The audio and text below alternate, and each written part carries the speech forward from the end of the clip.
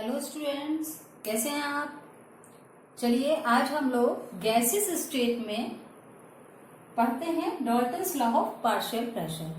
Dalton's law of partial pressure आप class 11th में पढ़ चुके हैं और इधर भी हम लोग इसको पढ़ेंगे और इसके न्यूमेरिकल्स करेंगे। कोई भी चीज अगर आपको समझ में नहीं आई है, पहले नहीं समझ में आई है, तो आज समझ में आ जाएगी। तो चलिए स्टार्ट करते हैं इसको हम लोग।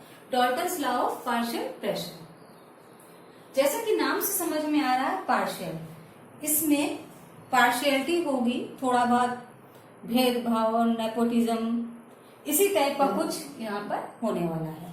चलिए तो हम लोग पहले एक एग्जाम्पल से समझते हैं। और Dalton's law of partial pressure का मतलब बच्चों समझ लीजिए,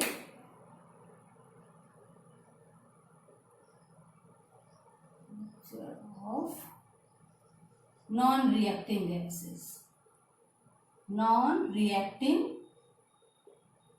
gases।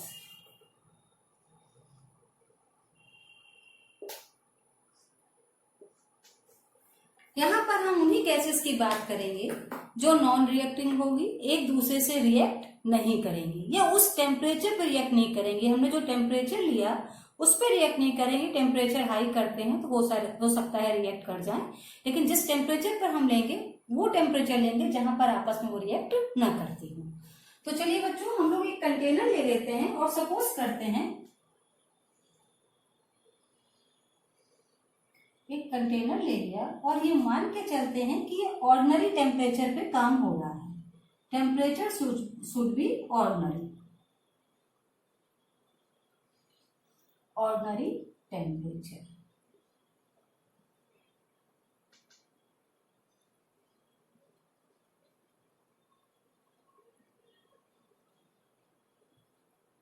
ऑर्डिनरी टेम्परेचर, ठीक है। तो ये जो ऑर्डिनरी टेम्परेचर आपने जो बच्चों लिया हुआ है, इस पे गैस आपस में रिएक्ट नहीं कर रही हैं।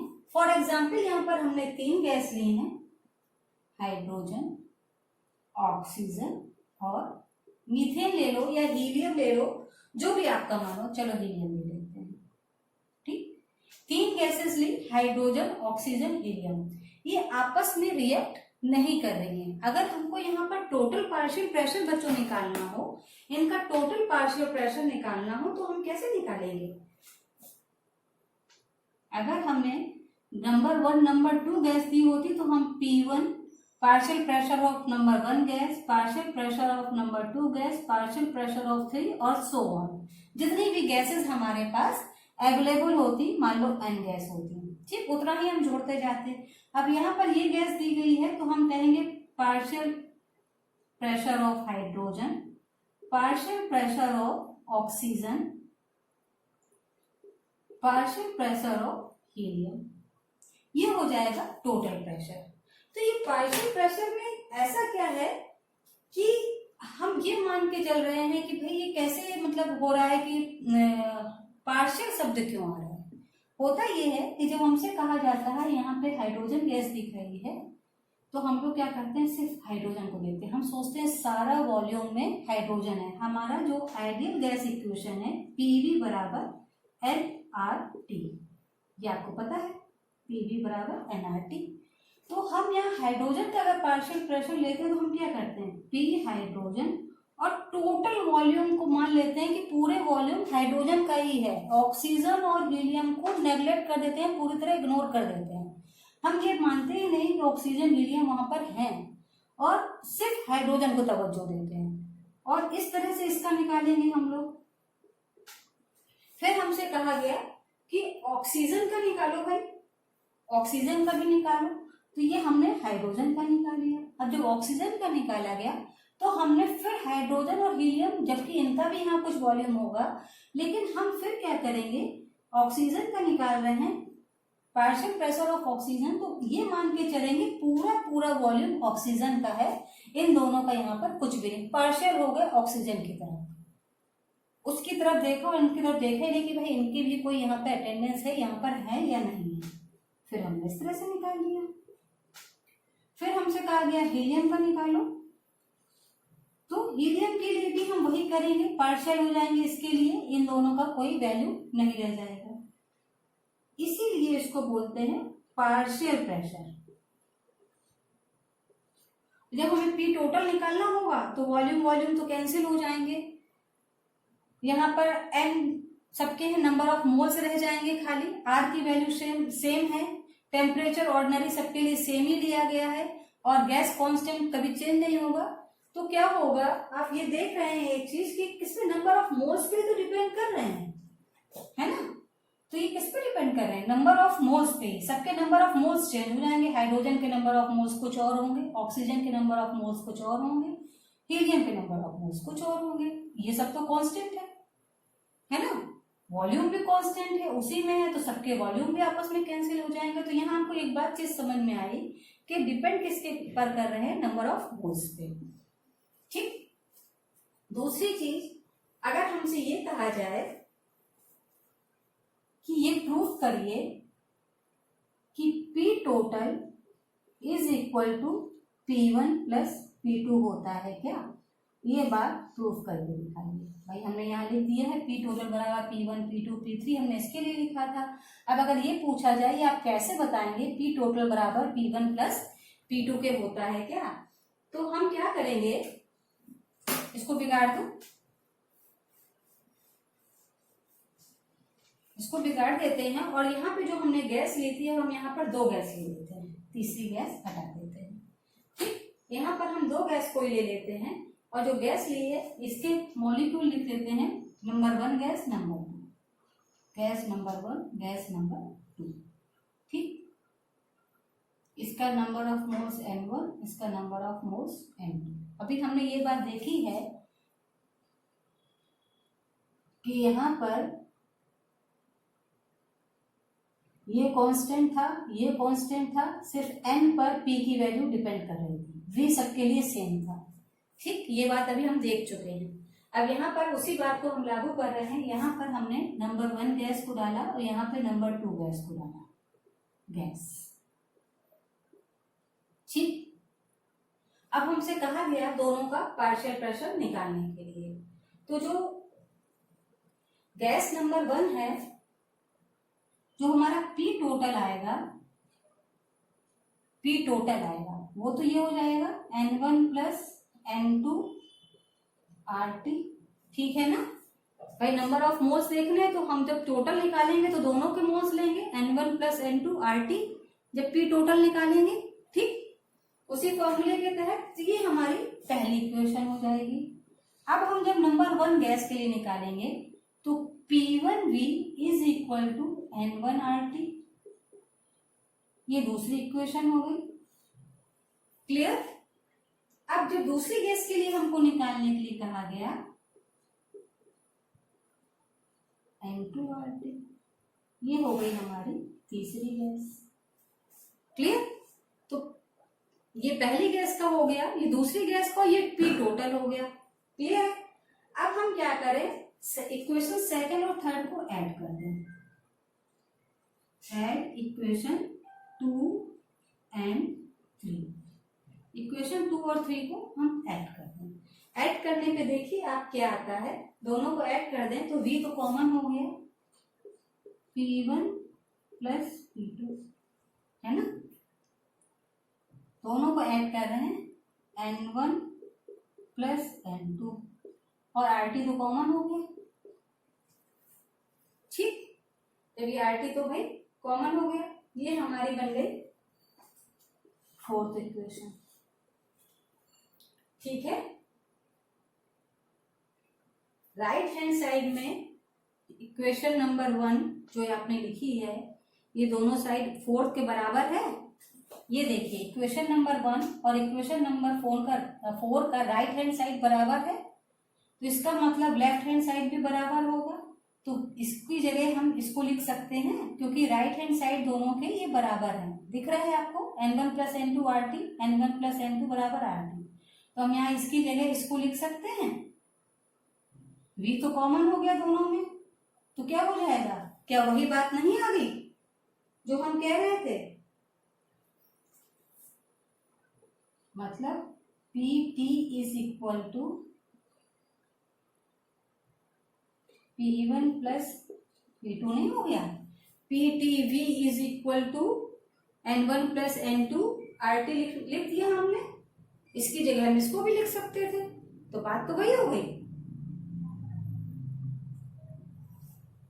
यहां भी लिख दो, चलो PTV इज इक्वल टू, हम लिख दे V1 P, यहाँ पे लिख दें, चलिए ठीक है। अब ये V कैंसिल हो गए, अब क्या हो गया, PT बराबर P1 प्लस P2। यही बात तो हमको प्रूफ करनी थी, ये प्रूफ हो गई।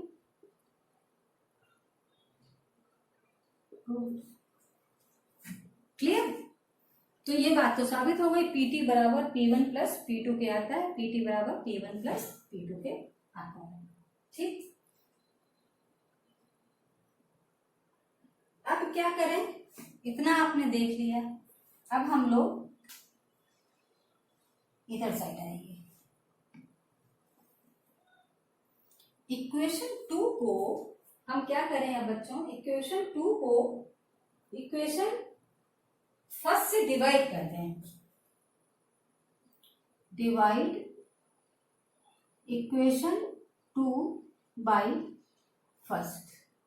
इक्वेशन 2 को 1 से हमने डिवाइड कर लिया।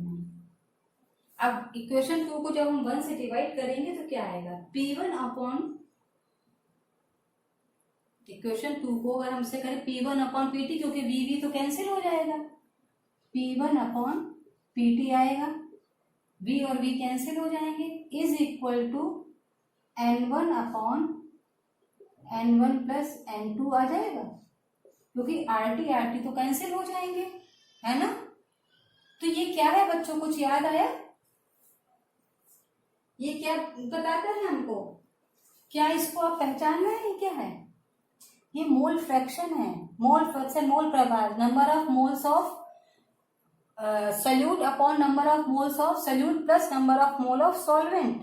तो number of moles of first gas upon number of mole of first gas plus second gas. तो ये क्या है हमारा, ये Xi1 है, मोल प्रभाज, मोल फ्रैक्शन। ये क्वांटिटी क्या बता रही है, मोल फ्रैक्शन, मोल फ्रैक्शन। इसी प्रकार हम इक्वेशन 3 को इक्वेशन फर्स्ट से डिवाइड कर दें, तब देखिए क्या आएगा, P2 अपॉन PT बराबर N2 upon N2 plus N1, और ये Xi2 हो जाएगा। ये भी मोल फ्रैक्शन बता रहा है। मोल फ्रैक्शन किसका, सेकेंड गैस का। ये मोल फ्रैक्शन किसका, फर्स्ट गैस का। तो यहाँ पर हमको एक बहुत इंपॉर्टेंट रिलेशन पता चल गया कि मोल फ्रैक्शन जो है P1 बराबर क्या हो गया आपका, इसका मतलब P1 बराबर P2 इंटू Xi1, और P2 बराबर P2 इंटू Xi2। ये दो इंपॉर्टेंट फॉर्मूले हमको पता लग गए। क्लियर? एक ये दोनों चीजें जो रिलेशन इंपॉर्टेंट पता लग गया हम लोगों को। तो ये मोल फ्रैक्शन हो गया, हम लोग को ये पता चला कि पार्शियल प्रेशर का मोल फ्रैक्शन से भी कोई रिलेशन होता है। क्लियर है? ये हो गया आपका मोल फ्रैक्शन। तो यहां पर हम लोगों ने 3 इंपॉर्टेंट कंक्लूजन निकाले। 3 इंपॉर्टेंट कंक्लूजन क्या क्या निकाले, पहला हम लोगों ने निकाला important conclusion, total pressure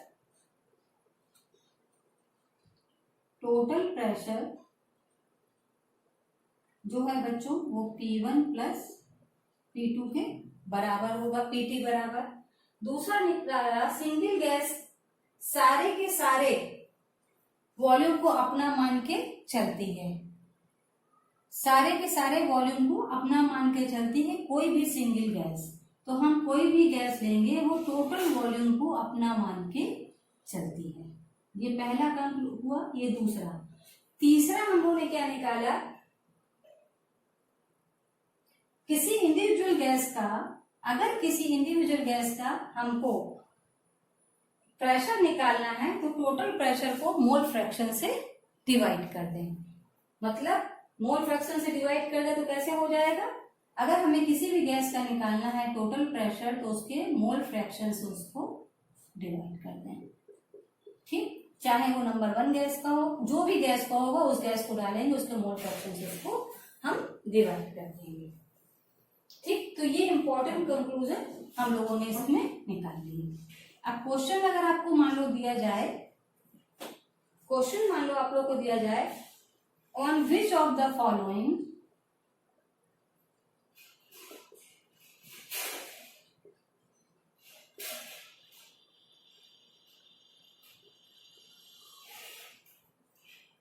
on which of the following Dalton's law is not valid?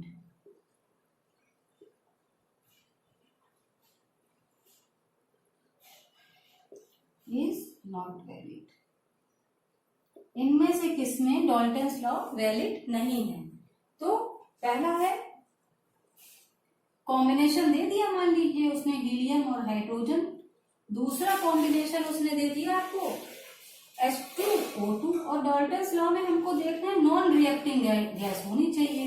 जो गैस नॉन रिएक्टिंग नहीं होगी वही फॉलो नहीं करेगी, बाकी अगर नॉन रिएक्टिंग है वो फॉलो करेगी। मान लो आपने आर्गन और ऑक्सीजन ले लिया, तो यहाँ पर कौन सी गैस है जो रिएक्टिंग है? ये गैस रिएक्टिंग है, तो ये फॉलो नहीं करेगी। बाकी ये नॉन रिएक्टिंग है, तो ये नॉन रिएक्टिंग गैस है तो ये डॉल्टन्स लॉ को फॉलो करेगी। जो रिएक्टिंग गैस है वो डॉल्टन्स लॉ को फॉलो नहीं करेगी। इस प्रकार के प्रश्न आपको इसमें आ सकते हैं, और इसमें न्यूमेरिकल भी आधारित होते हैं बच्चों। तो नेक्स्ट उसमें लेक्चर में हम लोग कुछ न्यूमेरिकल्स करेंगे पार्शियल प्रेशर पर आधारित।